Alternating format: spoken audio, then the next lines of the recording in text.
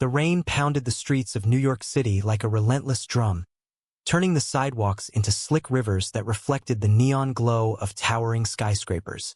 Alexander Harrington, CEO of Harrington Enterprises, stepped out of his sleek black limousine, his tailored suit barely touched by the downpour thanks to the umbrella held by his driver. But as he hurried toward the glass doors of his office building, his eyes caught on a huddled figure in the alley across the street. A man shivering under a tattered cardboard box, his face gaunt but strangely familiar, igniting a spark of recognition that stopped Eric dead in his tracks. Without a second thought, Eric crossed the street, ignoring the honks of impatient taxis.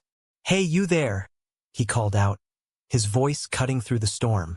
The man looked up, his blue eyes piercing even in the dim light, and Eric felt a jolt. Those eyes, he knew them from somewhere deep in his past. "Come to my office tomorrow morning. Harrington Tower, 50th floor. I'll have something for you." He handed over a crisp business card, rain smudging the ink slightly before turning away, his heart racing for reasons he couldn't yet admit. The next day, Jordan Ellis arrived at the towering edifice of Harrington Tower, his worn sneakers squeaking on the marble lobby floor. He clutched the business card like a lifeline, his clothes still damp from the night before, drawing stares from the polished professionals bustling around. The receptionist eyed him suspiciously but buzzed him up after checking the card. As the elevator ascended, Jordan's mind raced. Why would a rich stranger invite him here? Was it pity or something more sinister? He had nothing to lose, having lost everything already. His job, his apartment, his dignity after a brutal fallout with his family over his sexuality. When the doors opened on the 50th floor, Eric was waiting, his office a sprawling expanse of glass and steel overlooking the city. "You came," Eric said, his voice steady but his hands fidgeting with a pen on his desk. Jordan stepped in, closing the door behind him, and that's when it hit him. The man's face, older but unmistakable. "Eric? Alexander Harrington? From college?" Jordan's voice cracked, a mix of shock and accusation. Eric froze, the color draining from his face. How could this homeless man know his past? But as Jordan's features sharpened in his memory, Eric remembered. Late-night study sessions turning into stolen kisses, whispered promises in dorm rooms, a love cut short by fear and ambition. I didn't recognize you at first," Eric stammered, gesturing for Jordan to sit. The room felt smaller suddenly, the weight of unspoken history pressing down. Jordan remained standing, his eyes narrowing. "You didn't recognize me? Or you didn't want to? Last I heard, you were climbing the corporate ladder, leaving everything behind, including me." The accusation hung in the air, laced with years of hurt. Eric had buried that part of himself, the gay kid from a conservative family who chose success over authenticity. Now here was Jordan, a ghost from that life, homeless and broken, forcing him to confront it all. As they talked, fragments of their shared past emerged. They had met at NYU, two young men navigating their identities in a city that promised freedom but delivered judgment. Eric, from a wealthy but rigid family in Connecticut, had ended things abruptly after graduation, citing different paths. Jordan, from a working-class background, had spiraled after that, coming out to his family, getting disowned, losing jobs due to discrimination. "You think inviting me here erases that?" Jordan challenged, his voice rising. Eric offered him a job, a place to stay, but it felt like charity masking guilt. The conversation turned heated, societal pressures bubbling up. Eric defended his choices. "In my world, being out means losing everything, clients, board members, my family's approval." Jordan shot back. "And in my world, hiding means losing yourself. Look at me. I'm the result of a society that chews up people like us." The conflict was raw, their old attraction flickering beneath the anger, but neither dared acknowledge it yet. As Jordan left with a promise to think about the offer, Eric stared out the window, the city below a blur, wondering if this was fate's cruel joke or a second chance. By evening, Eric couldn't shake the encounter. He canceled meetings, pacing his penthouse apartment, memories flooding back. Jordan, meanwhile, crashed at a shelter, replaying the day, his heart torn between resentment and a lingering spark. The stage was set for more than just reconciliation. It was the beginning of a storm that would challenge everything they thought they knew about love, identity, and survival in a world that often forced choices between them. The following week, Jordan returned to Harrington Tower, not out of desperation but curiosity, and perhaps a flicker of hope. Eric had arranged for him to start as an assistant in the marketing department, an entry-level position that felt like a handout but came with a salary that could get him off the streets. As Jordan settled into his cubicle, surrounded by curious colleagues, he felt the weight of eyes on him. Whispers followed. "Who's the new guy? Looks like he just rolled out of a dumpster." But Jordan held his head high, determined to prove himself, all while stealing glances at Eric's office down the hall. Eric, for his part, buried himself in work, avoiding direct contact. Yet, he found excuses to check in, emailing feedback on reports, lingering in meetings where Jordan presented ideas. Their interactions were professional, but charged with unspoken tension. One evening, after hours, Eric found Jordan still at his desk, poring over data. "Burning the midnight oil?" Eric asked, leaning against the doorframe. Jordan looked up, exhaustion etching his features. Trying to catch up. Not everyone had a silver spoon. The jab stung, but Eric smiled faintly. "Fair enough. Wanna grab coffee? My treat." Over lattes in a quiet cafe nearby, barriers began to crack. They talked about the years apart, Eric's rise to CEO, marrying societal expectations by dating women publicly while suppressing his true self, Jordan's descent into homelessness after a string of bad luck, including a homophobic boss who fired him. "Society doesn't make it easy for guys like us," Jordan said, stirring his coffee. "You hid, I fought. And look where it got me." Eric nodded, guilt gnawing at him. "I thought success would fill the void. It didn't." For the first time, they shared a genuine laugh, reminiscing about college pranks, the spark rekindling subtly. But conflicts loomed. Eric's family, particularly his father, a staunch conservative who sat on the board, visited the office unexpectedly. Overhearing talk of the charity hire, he pulled Eric aside. "What's this about bringing in strays? Our company's image matters." Eric defended Jordan vaguely, but the encounter left him rattled. Meanwhile, Jordan faced backlash from coworkers. Rumors spread that he was using Eric, fueling office gossip. One colleague, a sharp-tongued manager named Lisa, confronted him. "You think batting your eyes at the boss will get you ahead? This isn't a fairy tale." Jordan's retort was sharp. "And you think judging someone by their past makes you better?" As weeks passed, their bond deepened in stolen moments. A shared lunch, a late-night walk through Central Park. Eric opened up about his fears. Coming out could tank the company. Stocks would plummet if investors pulled out. Jordan challenged him. Or it could inspire change. Hiding perpetuates the problem. The drama intensified when Eric's ex-girlfriend, a socialite named Emily, showed up, sensing his distraction. "Who's the new friend?" she probed, her jealousy masking concern. Eric brushed it off, but inside he wrestled with his identity. One night, after a company event, Eric drove Jordan home to his temporary motel.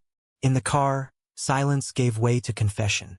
"I never stopped thinking about you," Eric admitted, his voice low. Jordan turned, eyes meeting his. "Then why did you leave?" The question hung, unanswered, as rain pattered on the windshield, mirroring their turbulent emotions. They parted with a tentative hug, the touch electric, but societal chains held them back. Eric returned to his empty penthouse, questioning his life's facade, while Jordan lay awake, wondering if trust could be rebuilt.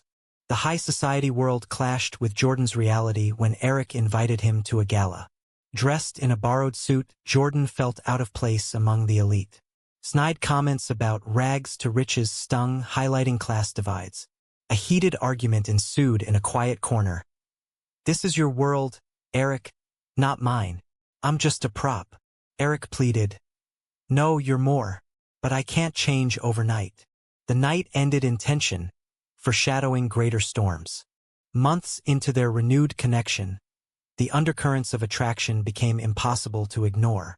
Eric and Jordan's professional relationship evolved into quiet dinners, walks in the park, where hands brushed accidentally or not. Yet, the drama escalated as external pressures mounted.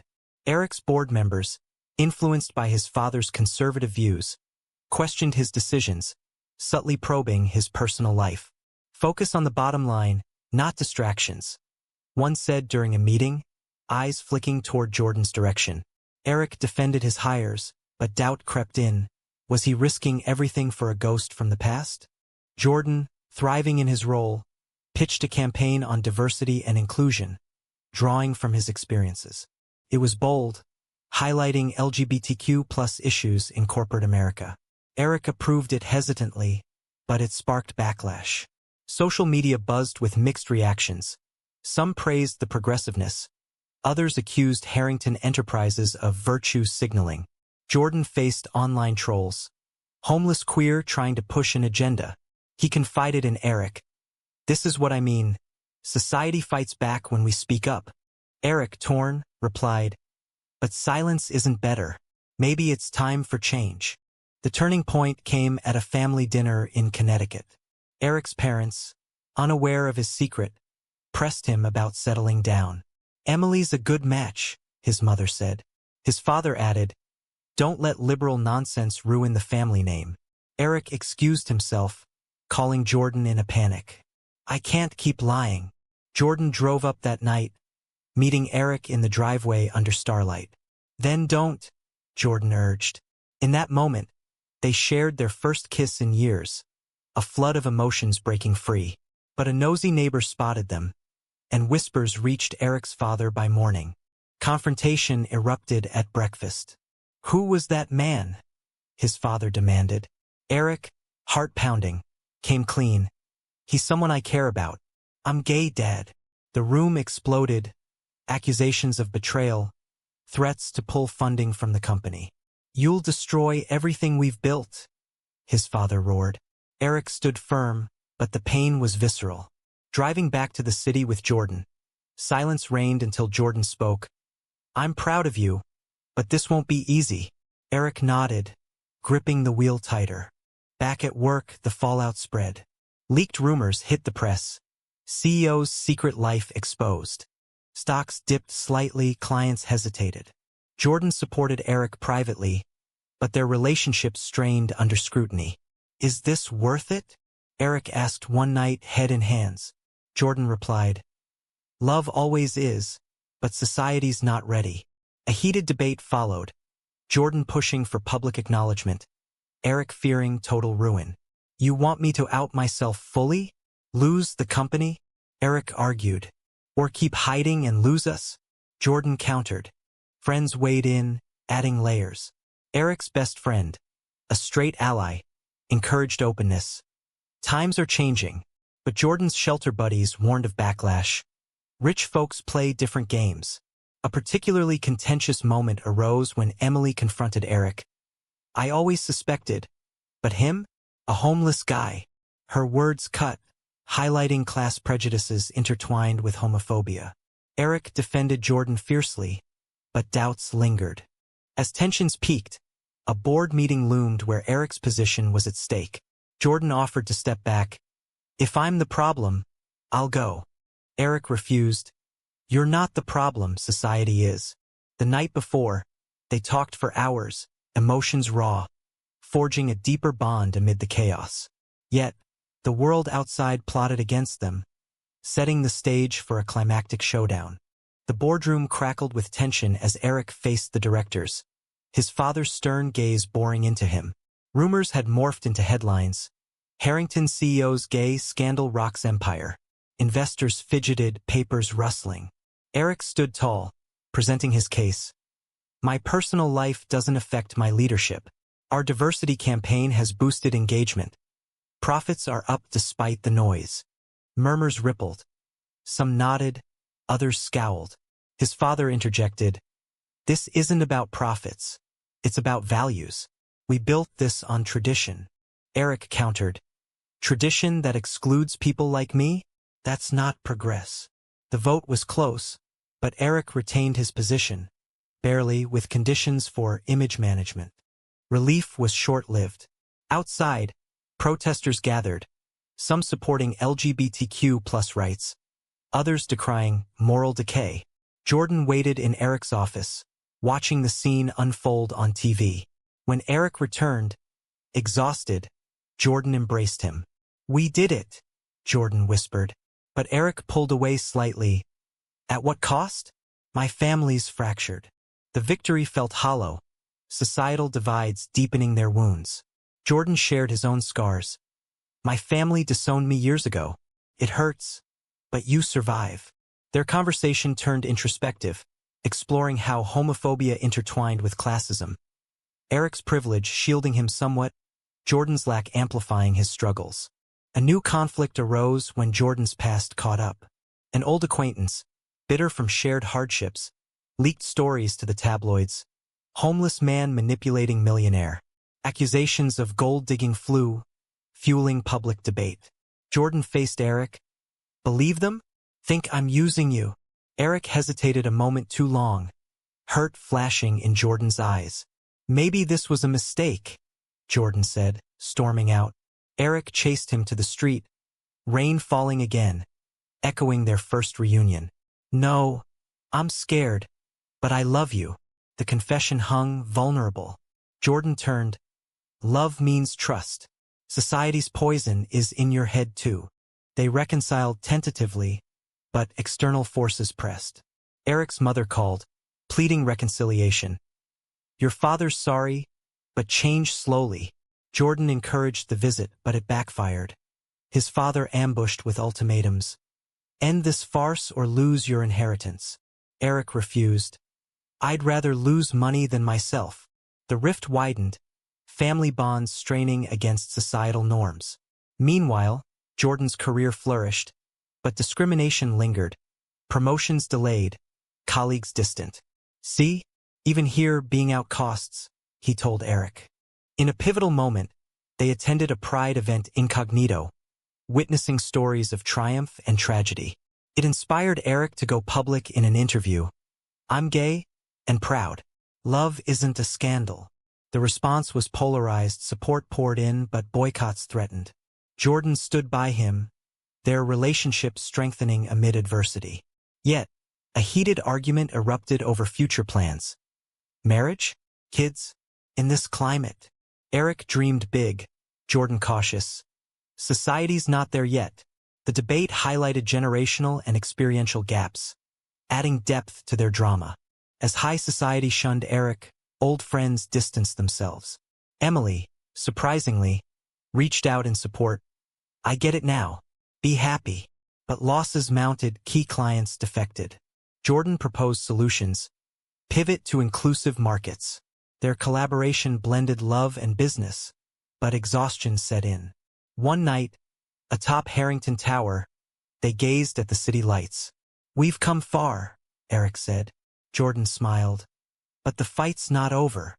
The moment was tender, underscoring their resilience against a judgmental world. With the company's fortune stabilizing, Eric and Jordan navigated a new normal.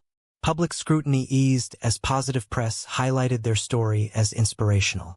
Yet personal battles persisted. Eric's father reached out sporadically, awkward attempts at understanding clashing with ingrained biases. "I'm trying," he said over a tense lunch. Eric replied, "Trying means accepting Jordan too." Progress was slow, mirroring broader societal shifts. Laws evolving but hearts lagging. Jordan, now promoted, mentored young LGBTQ+ employees, turning pain into purpose. Their relationship blossomed in private moments.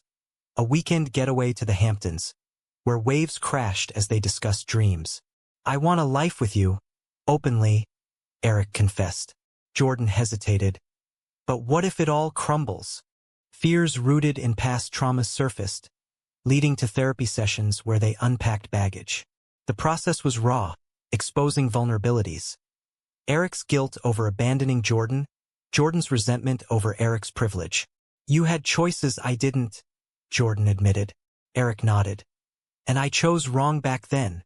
Forgiveness came gradually, strengthening their bond.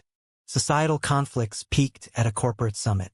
A panel on diversity turned contentious when a conservative speaker challenged, "Personal choices shouldn't dictate business."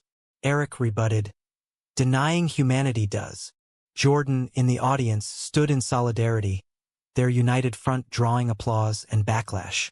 Online, debates raged. Heroes or hypocrites? The exposure tested them, but they emerged closer, advocating for change. As seasons changed, so did their lives. Eric proposed subtly over dinner, "Marry me?" Jordan accepted, tears in his eyes. Planning the wedding invited more drama. Family invitations debated, venues wary of publicity. Eric's mother attended, a bridge mended. His father declined, a wound lingering. The ceremony was intimate, vows echoing commitments forged in fire.